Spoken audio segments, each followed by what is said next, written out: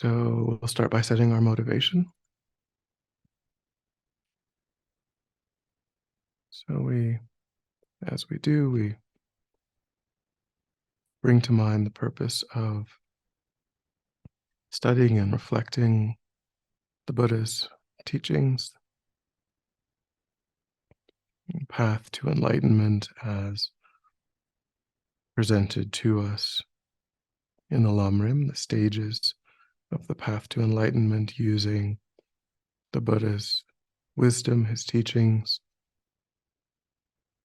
putting them in an order that progressively transforms the mind.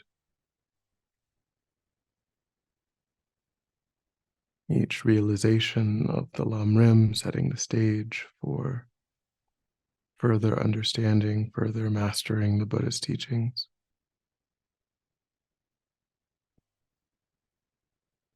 So we think about this extraordinary, powerful path of wisdom, inner transformation.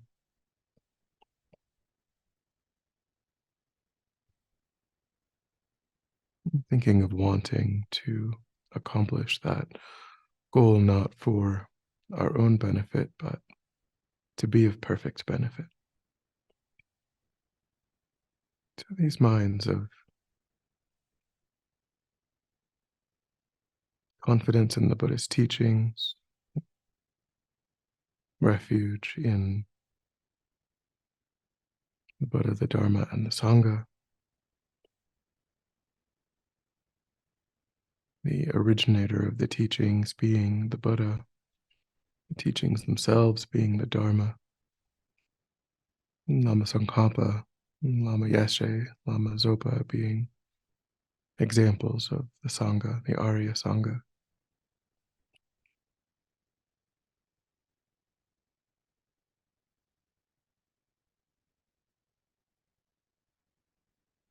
And bodhicitta being the aspiration for engaging in the material.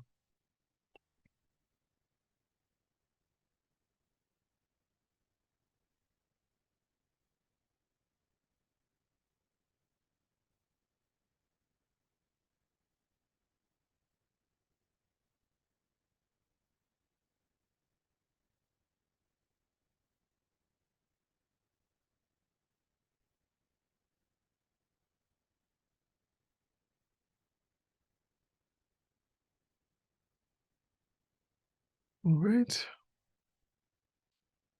So we may finish the 12 links today, or we'll get close.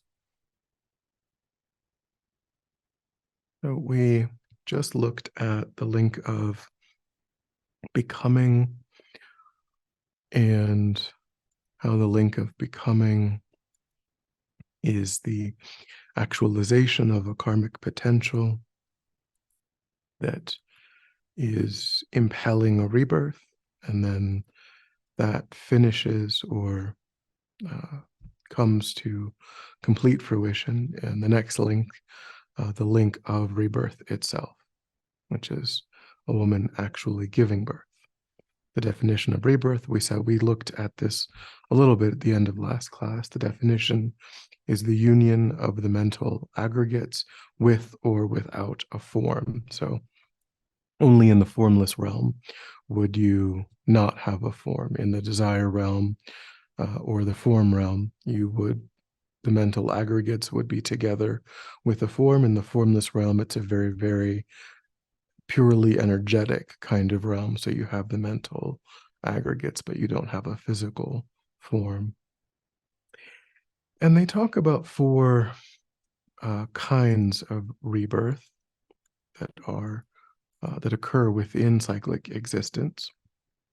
Two are easily understood, as it says here, from a womb or from an egg. So we see many examples on Earth of beings that are taking rebirth, either directly like mammals from wombs, or some reptiles and different things from eggs. And then it says from heat or moisture. And this was explained, and then of course in here it says this is what occurs with some tiny insects which are born into wood. Well, yeah, so I'm not a biology major. I didn't even took a biology class. It went badly. Um, so, it says born into wood, fruit, or water without going through gestation within a mother's womb. Um, so in general, my understanding of how this had been taught to me previously, just in general from the Lamrim, separate from this description here, is that in ancient times, they would observe, very, very small worms and insects and things just kind of sort of appearing within dirt. And, sometimes after it would rain or in a certain time and place, there would be this just sort of um, coming together of uh, insects or tiny worms and things in a particular place. And so obviously it could be either that the body itself, that it was a live birth, and the body itself was just initially extremely small. It could also be, though, that it was an egg, and that it was also just extremely small. And so the general idea is that it's happening on our planet, and we are talking about very small initial, things that are beyond, that are too small for the naked eye to see. And so it was as if all that was necessary was heat and moisture kind of generating these insects. But really, the initial being was just very, very, very small. So it seems to me that it would probably, if you look at all of the examples, some of them would be eggs and some of them would be live births. But it isn't meant to say that there's some sort of miraculous, weird thing happening.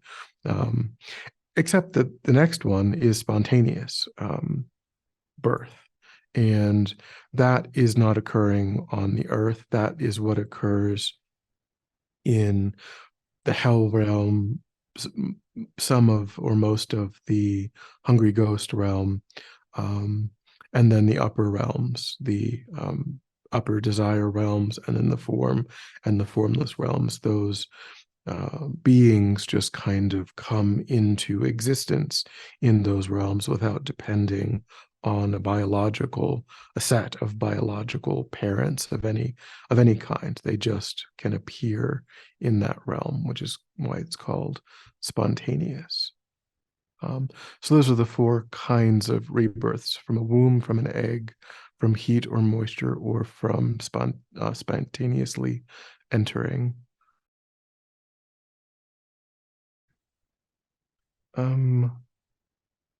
So any thoughts or questions? So the next link on day 279 is aging and death, is the link of aging and death. And the quotation is, "Death is definite. In fact, it is the only certain thing in this life." Maybe in Nepal they don't pay their taxes, I don't know, but death is definite, is the only certain thing in this life, is Lama Zopa Rinpoche's quotation. And then it says, aging and death are put together in one link, symbolized by a man carrying a corpse. And it explains that aging doesn't necessarily mean old age. There are a vast number of beings who die before any of the marks of old age. But it says, of course, as we know, that aging begins from the second moment of the consciousness in the womb, entering the fertilized egg.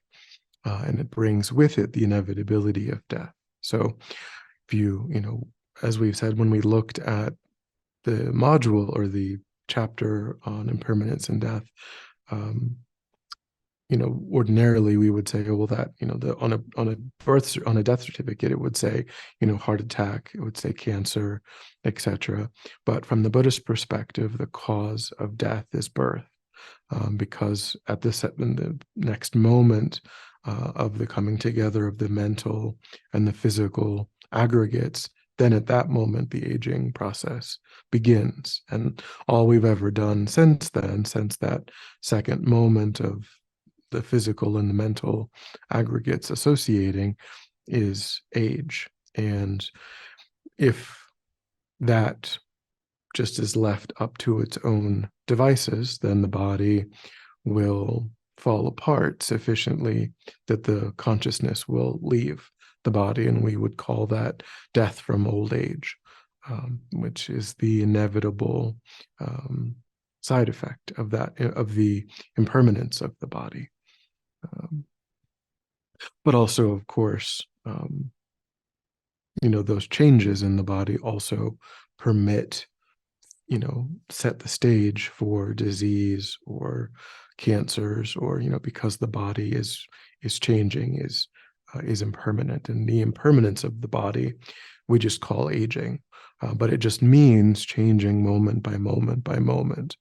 And so the fact that we can die from a car accident, or we can die from a disease, that's all a side effect of the impermanent nature of the body. If the body didn't change moment by moment by moment, then it would be frozen. And, if any phenomena doesn't change moment by moment by moment, then that phenomena would exist in an impossible way, which would mean completely frozen and not subject to any kind of force, not subject to anything that can happen to it. But we don't exist that way. That's, as I said, an impossible way of any phenomena to exist. All phenomena change moment by moment by moment.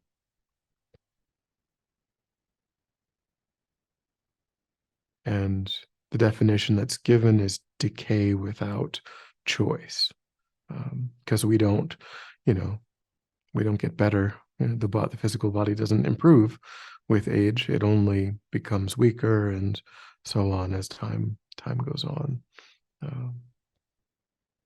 I suppose up to a certain point, some of those aspects of the body are improving in certain, compared to where they were before, but then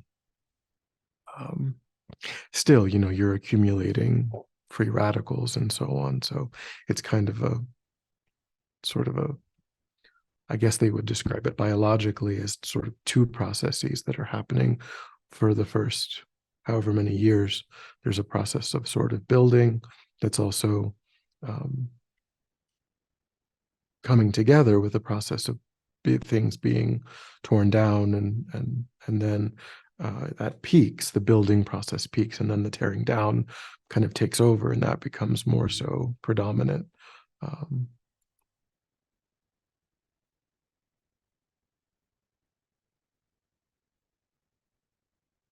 So, yeah.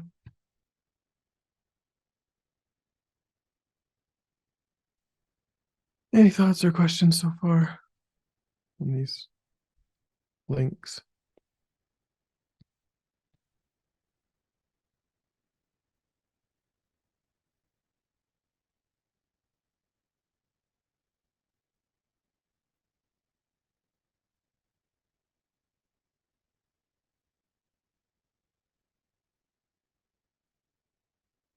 Yeah, certainly. Change is not something that we deal with very well at any point. Yeah, that's true.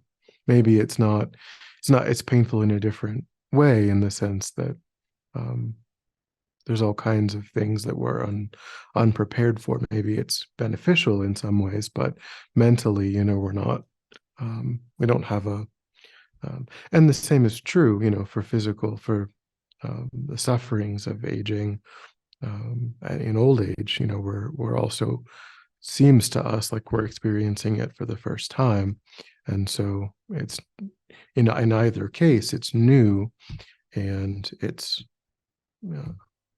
could be unwanted in various ways.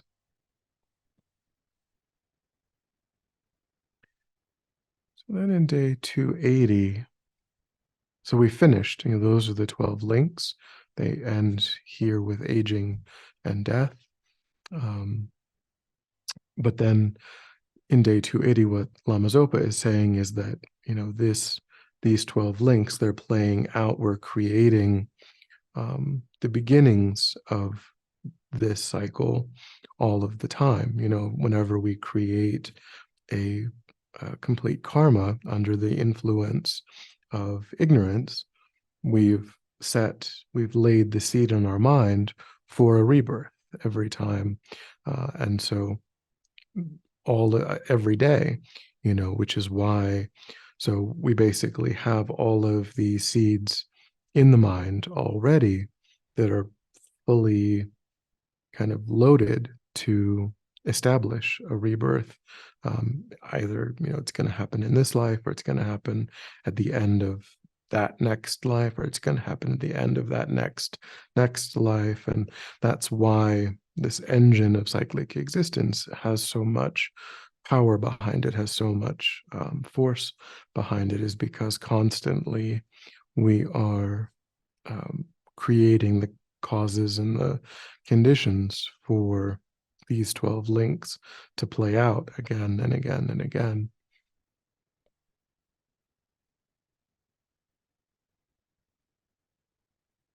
Because at the time of death, not all of these karmic seeds, they can only ripen sequentially. We can create thousands of them even in one day. We can create thousands of individual fully complete karmas. Some are positive, some are negative, but only one of them gets to ripen at the time of death.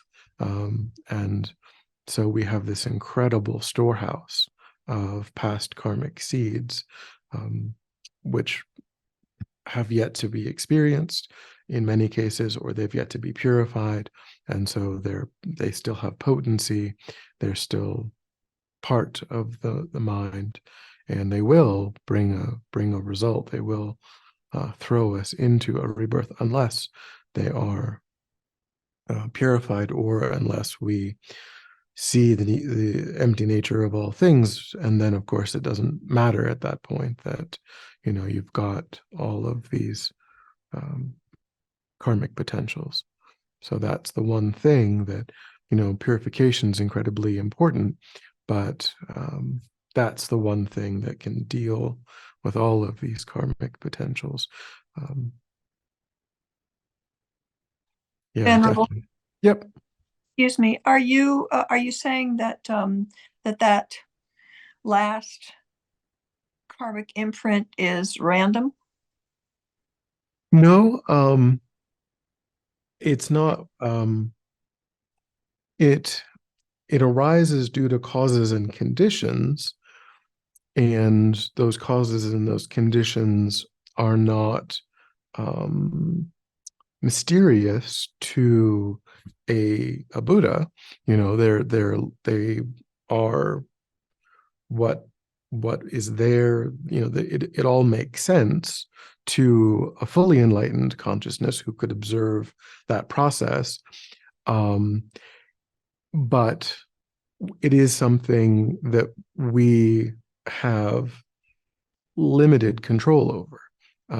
We, it can depend on, it largely depends on the balance of the familiarity that we've established over that particular lifetime. So engaging in a lot of virtue, avoiding as much non-virtue as possible, and purifying as much existing non-virtue as possible is the main vehicle that we have, the main method that we have for setting that up well. but also the external, the way that our mind interacts with the time of death is also important. It also does play a role. So we can, if we die with great anger in the mind, then that will play a role. If we die with great compassion, that will play a role separate from what's come before. So,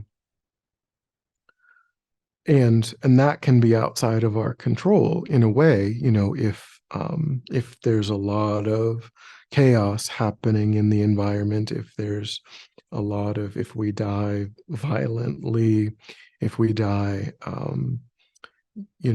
under really difficult, really challenging circumstances, then that's going to play roles that we might not really be prepared for. Yeah. Mhm.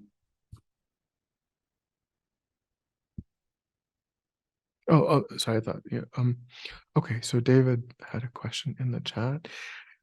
Is the birth of someone who has eradicated attraction and aversion to the worldly concerns another human life? Eradicated attachment and aversion to the 8 worldly concerns. I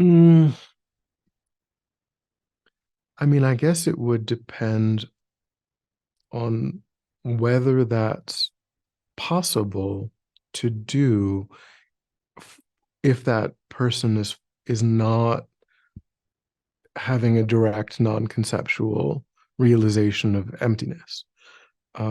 It might not. I mean, I'm not sure.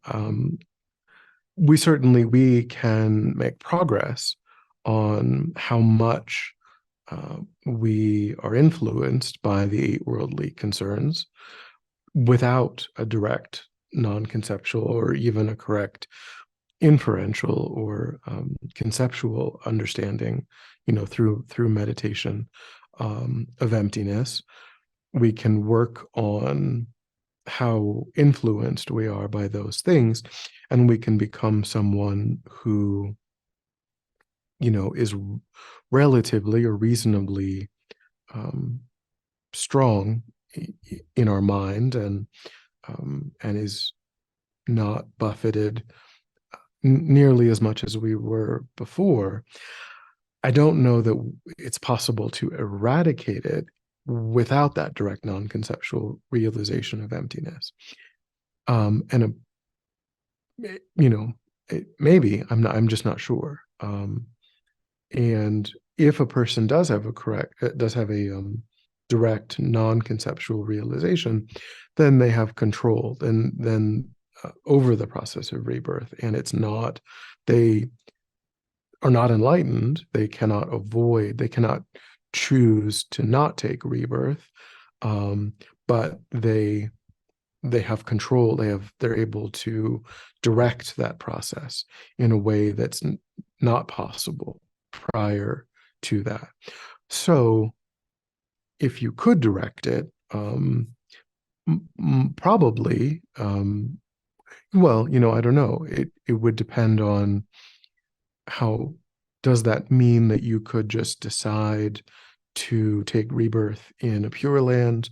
Would that be open to that person just under the power of their choice? I'm not sure if that's always true, or if they just can sort of get the best possible sort of human rebirth that is open to them.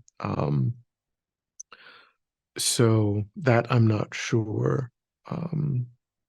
But because in general, if a person does have control, then they would be motivated by whatever would be best for their spiritual growth and their development. And so that could be a human rebirth. It could also be a rebirth in the Pure Lands, if depending on the amount of control. but it's a karmically established process. It's a fully karmically established process up until a person gets some control. And then for enlightened beings, of course, that's is totally different. So even if a person doesn't have a direct non-conceptual realization of emptiness, then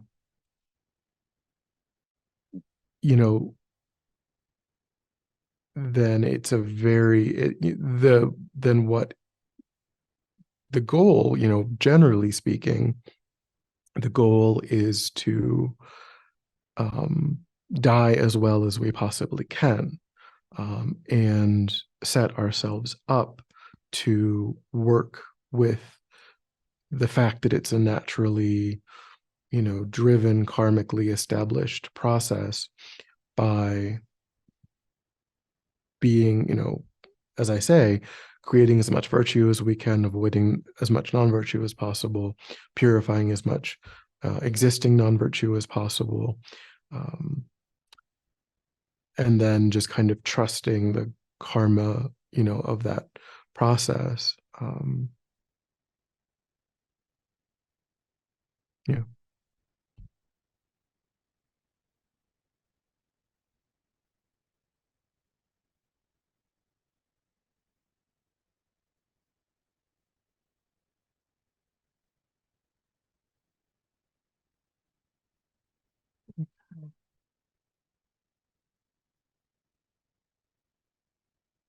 Okay, so day 281, Lama Zopa says, nothing is more important than understanding what locks us into this constant suffering. So, and then in the description, it says, in the sequential approach, each link is the result of the previous one and the cause of the next. However, so now Lama Zopa is going to explain the 12 links. We've looked at them previously as sort of like dominoes, as we said, like you begin with ignorance, and then ignorance is the principal cause of consciousness, which is the principal cause of karmic formations, and going all the way through, going all the way through the 12 links. So, and then ending in death and rebirth. So now this is going to break the 12 links into sections and look at kind of cause and effect in a little bit different way, like result, cause and result. So he says we're going to divide these into the three types: the prime causes, the delusions, the prime causes, the delusions, the karma that arises from the delusions, and the resulting sufferings. So I can count, and that's four. But I guess they're combining the delusions and the karma that arises from the delusions as one type. So then the first is ignorance, craving, and grasping. Those are the afflicted minds that cause suffering. Karmic formation and becoming are the elements of the chain: consciousness, name, and form. The six senses: contact, feeling, rebirth, and aging are the various sufferings that we must endure as the result of delusion and karma. So that's three. But the first list, I think you have to combine delusion and the karma that arises from the delusion. So, as we said, craving and grasping is what's watering these seeds. So, of course, ignorance is the prime cause of the seeds themselves, but then craving and grasping is really what are watering these seeds. So that kind of gets to David's, question, because craving and grasping is something that we can work on, is something that we, of course, we can work on ignorance as well. We can work on developing the wisdom that overcomes ignorance. separately or in tandem, we can work on craving and grasping, which are the mental states that are really creating a lot of fertile ground for non-virtue. And so if we do make progress on both of, ideally, hopefully, both of these we make progress on, which is sort of going to help us at the time of death to set ourselves up for a positive, virtuous seed to ripen. When we've tamped down our craving and our grasping, and we have developed some measure of wisdom that sees through ignorance, then we have a stable mind, a calm, peaceful, stable mind, which is setting ourselves up to go through the death process with that stability, with that clarity, and not set the stage for making it much more likely that a negative karma is going to ripen. Still, we haven't changed the overall structure of the system. It's still a karmically established process, death and rebirth. But we are doing what is possible to be able to experience that well. And then, of course, as it says, consciousness, name, and form, the six senses, contact, feeling, rebirth, and aging, are the various sufferings that we must endure as a result of delusion and karma.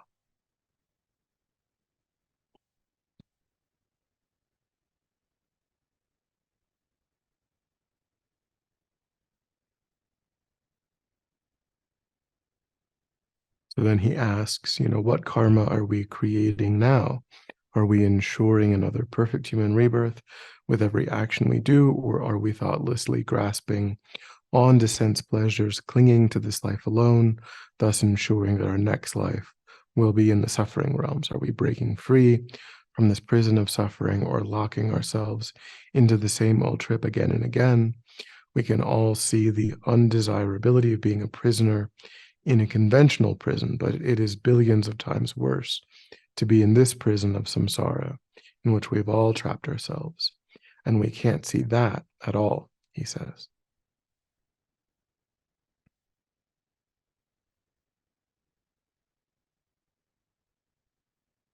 Any thoughts or questions?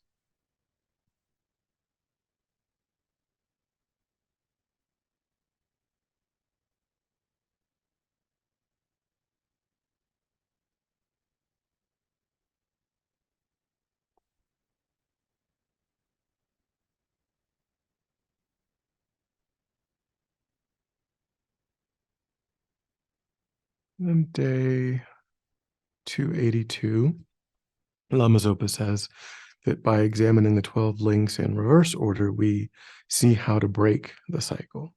So again, looking for where we can have some impact, where we can train the mind to reduce what's happening. And so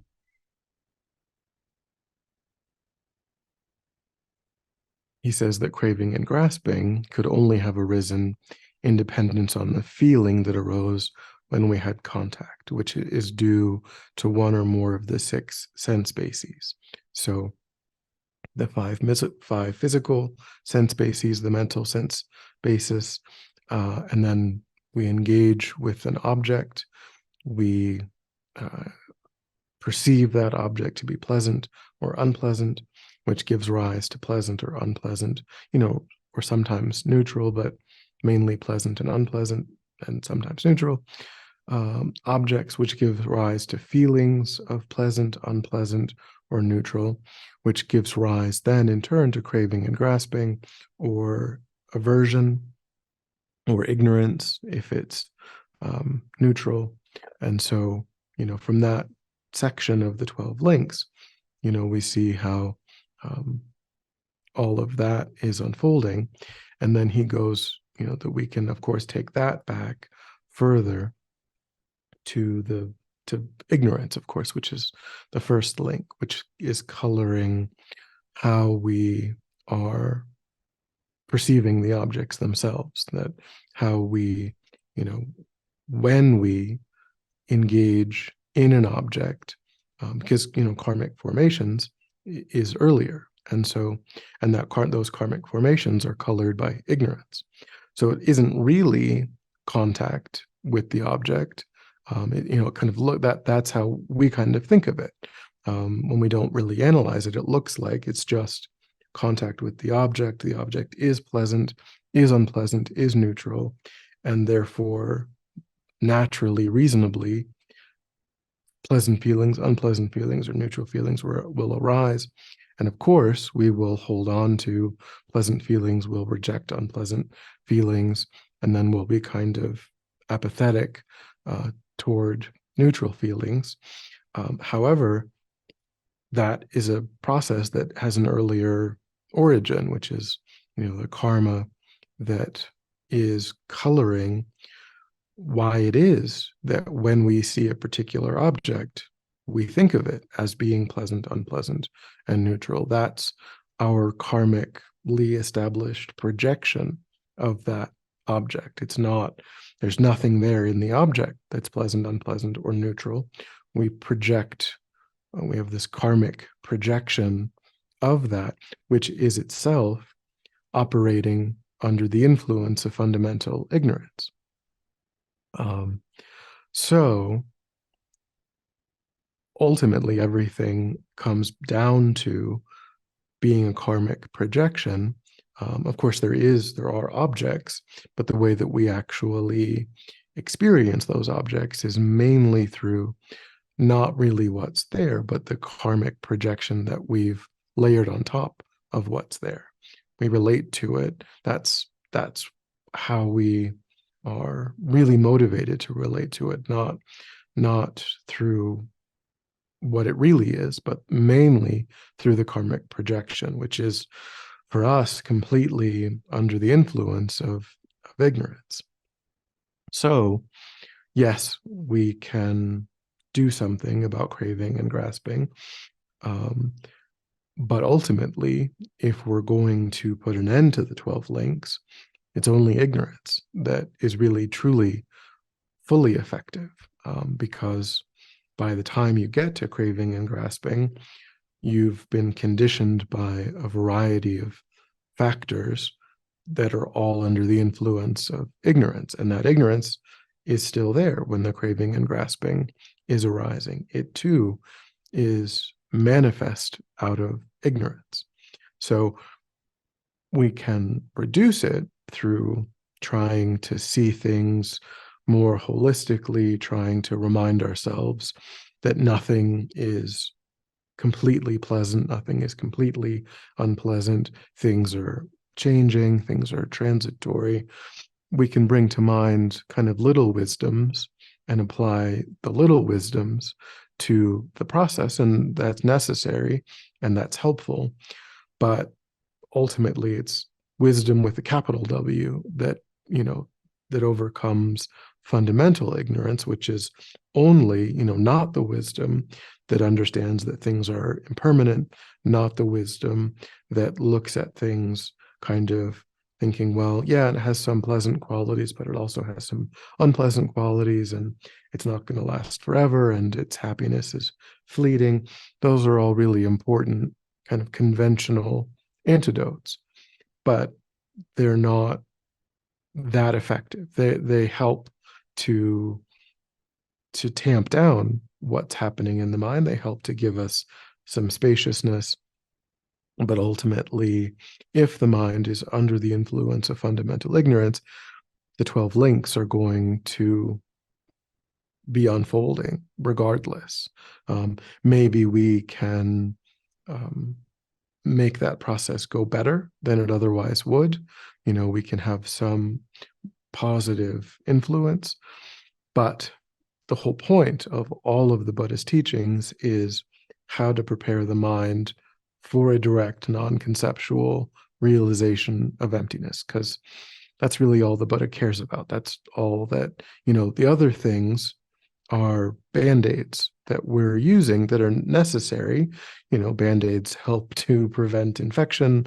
They stave off disease. They do helpful, beneficial things that can give us the causes and the conditions of a succession of human lifetimes by working cooperatively with the law of karma, purifying negativities. We can give ourselves the space and the time that we need to get to the end of that practice. But that is the end of the practice. That is the goal. That is the point, is to see the nature of reality directly. And that will put an end to the 12 links completely. And only that will put an end to the 12 links completely. Otherwise, we will just continue to circle in cyclic existence. And sure, certainly we can create the causes and the conditions of a succession of human lifetimes, even perfect human rebirths. But if we don't use that time and that space to complete the path, at some point, things are going to start to not go. I mean, it's never going to be only perfect human rebirths for trillions and trillions and trillions of years. It can be that things are there. It's too complex. There's too many factors that are involved. At some point, a negative karmic seed is going to ripen. At some point, we can't fix that process forever. We can fix it for long enough. We can, create those causes and those conditions, but samsara will have its own power, and it will start to cycle back into the lower realms at some point, until again we see emptiness directly, and then it's all going in a much better direction after that. Well, it seems a bit daunting and motivating at the same time. Yeah. So then David's question, is there a topic that I find most interesting in the so I mean, I think, of course, so the topic, so we finished now. Not only have we finished the 12 links, but we've actually finished the middle scope of the Lamrim, this section of the middle scope of the Lamrim. And so for the remainder of the class, and again, I think we'll finish by the end of December is I think what we can accomplish. So we will have spent a year then, as I said. So we're moving now onto the great scope, and the next section is bodhicitta. So I think certainly bodhicitta and the practices around bodhicitta are probably, I mean, I would say the most kind of mind-blowing, practices, because they are unique to the Mahayana tradition. All of the Buddhist schools, all of the Buddhist traditions see emptiness directly. So of course, that is liberating wisdom in terms of suffering. But by itself, it doesn't abolish, the self-grasping mind, the self-cherishing mind. If we seek individual liberation for oneself, just for oneself alone, then we achieve individual liberation, we achieve lower nirvana. But all of the wisdom around how to actually replace self-grasping and self-cherishing with cherishing others, I think is, the most inspiring kinds of teachings, the Lojong teachings, the mind training teachings, and because it's different than just seeing emptiness directly. It's why, it goes to, why does a person want to do that? What does a person want to do with what they've accomplished? And that idea that you want to do that in order to spend eternity, working for the benefit of sentient beings, because the mind is beginningless and endless. The mind experiences eternity. So the only question from the Buddhist perspective is, what is the mind going to be doing as it's experiencing eternity? And from the Buddhist perspective, the options are cycling through ordinary existence is one option. Experiencing individual liberation is another option. And experiencing enlightenment is a third option. And even that second option is kind of is sort of a gray area within Buddhism globally, because it's understood differently in different systems. But from the Mahayana perspective, even that isn't necessarily. I think generally that they would say that all of those beings can and will be reached by enlightened beings given enough time, and then they themselves could and would then progress even to full enlightenment. So full enlightenment is sort of the destination that the Buddha intended for all sentient beings, ultimately. So whether it's true that any particular sentient being could actually experience truly eternity as a nirvanic being, that may not be possible, but certainly you can experience incredibly long, unimaginably long periods of time in that state prior to engaging in additional training and fully achieving enlightenment. And like I say, it's kind of if you look at Buddhism globally, there's different ways of understanding that topic. It's not universally presented only one way, but that's the Tibetan perspective on that. So yeah, that's ultimately that's why a person would choose this particular tradition, because that's the only unique aspect of this tradition.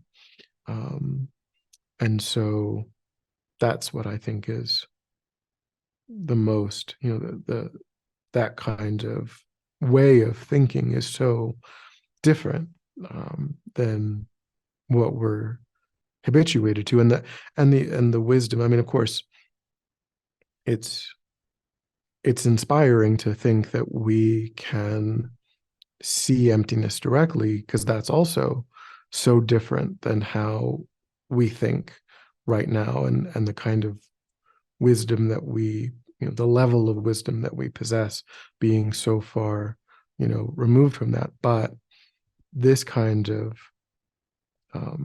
selfless attitude, I think, is even beyond that.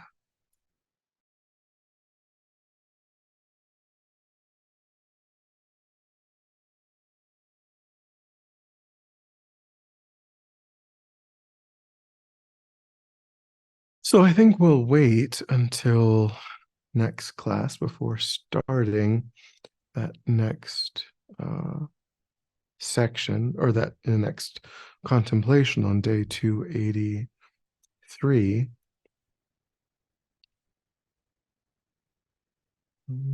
Any final thoughts or questions about the 12 links or the middle section that we've finished? I'm just excited to start the next section.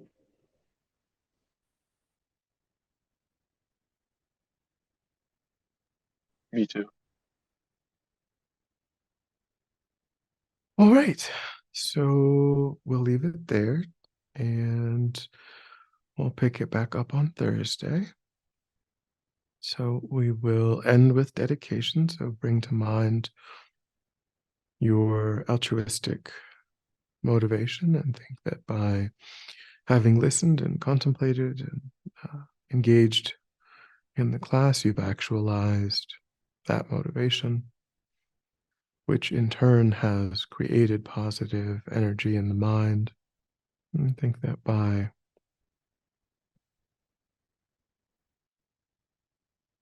sealing that, by offering that, you dedicate it for others, and you dedicate it in ways that are spiritually meaningful and significant for your own spiritual journey. So bring to mind clearly all of the ways in which you would like to offer your practice.